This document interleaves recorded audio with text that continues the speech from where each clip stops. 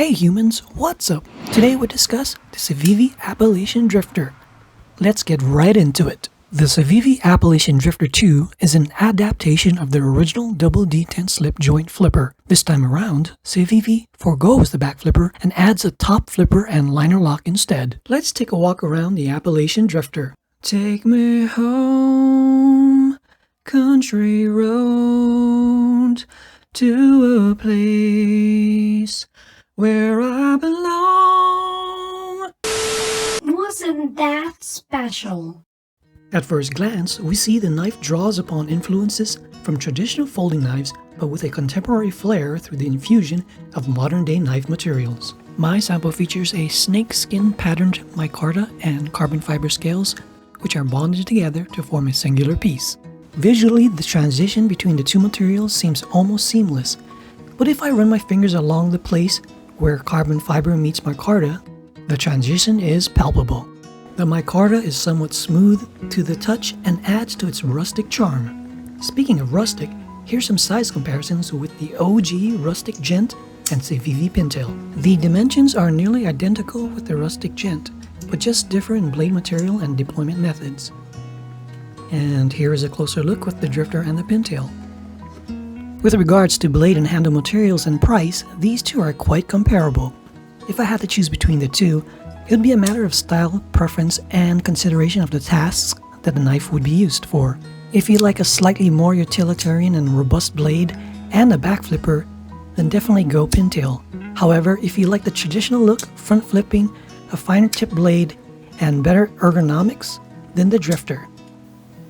Currently, there are 5 variations to choose from. Looking at the blade, we see it's a clip point type with hollow grinds. A subtle yet functional fuller runs along the top.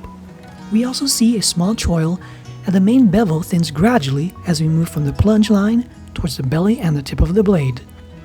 Out of the box, the factory edge is quite nice.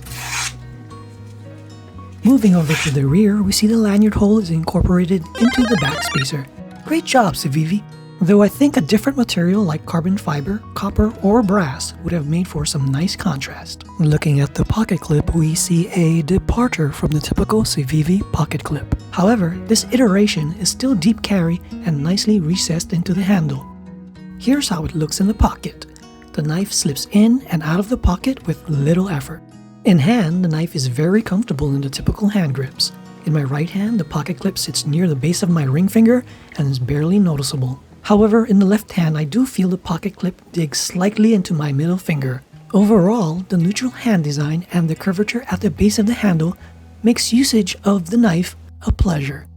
Out of the box, the action was somewhat tight, but after disassembly, lube, and about a couple of weeks of fidgeting with the knife, the action has loosened a little. I would consider this more of a top flipper than a front flipper, for if you try to hit it via the front, this happens.